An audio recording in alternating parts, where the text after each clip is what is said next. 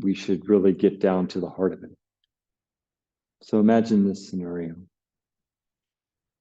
There's a life raft, and there's this vast expanse of ocean, and a yellow life raft.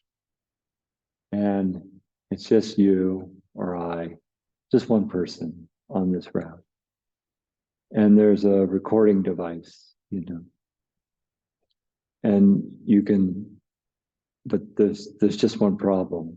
There's a little hole in the raft, and it's slowly, inevitably sinking like that. And you or I, we got about 5, maybe 8 minutes before it's over. And if this were the case, I suppose more broadly, what would you need to say to make peace with life, if that's even possible? And number 2, in the context of a yoga class, what would we say that's most essential in given our limited time and the imperative of the moment?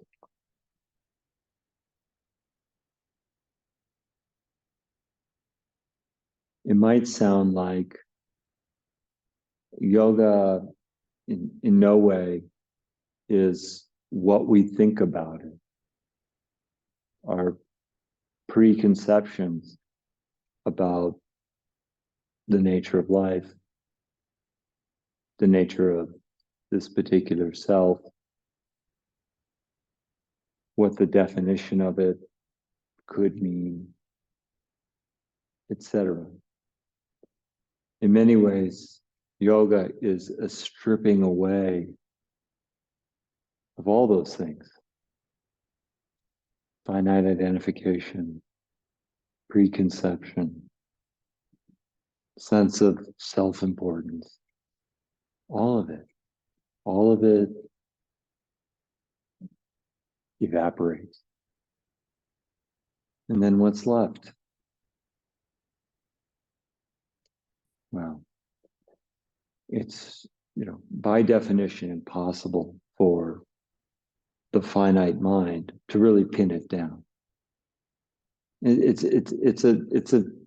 a grand proposition, really, that the ancients kind of came up with this discovery or this system or the level of insight or accounting for the potentiality of life and self, that they would find themselves in a completely and fundamentally and categorically different dimension than the one that's dictated by 5 senses and an ego and impulses and conditioned patterning. Like if you took all that off the table, who would you be? If you took all those things, like all those things were the not you, what would be left? What would be left? And most days, that's the water in which I swim. Finite identity, get this thing done, don't let that other bad thing happen, this problem, that problem, this possibility, that, all of it very self-dictated. So the proposition is that all those things are finite and temporary and elusive and inevitably bump into some degree of loss and separation and suffering. That it's a very conditioned circumstance. But it's not the only reality. It's not the only possibility. there's a possibility for yoga. There's a possibility for unification with something that is substantively wholly beyond all those finite parameters. In fact, this something, and there's many words for that, this something is more akin to our essence, our actual identity, more resonant with reality than all those particulars I've named. That this is the deeper self, true self, what I hesitate to label it, but that, whose nature is fundamentally free. And so the way the equation weighs out, the yoga proposition, what's the cost for this freedom? It costs all the finite experiences, or rather all the attachment to the finite experiences. If we're willing to give those things up, then what will remain is this inherent freedom. And I mean, from the ego's perspective, this is akin to death, right? So it's a bold proposal. It really is. These guys, and men and women, dug really, really, really deep to find out what, is beyond the fold. So for most of us, this is like a gradual attenuating process, right? It's like, well, I recognize that these desires and attachments here just like reliably get me in trouble. So I think I'm willing to renounce ping pong or a few things that like, okay, I'm ready to let that one go.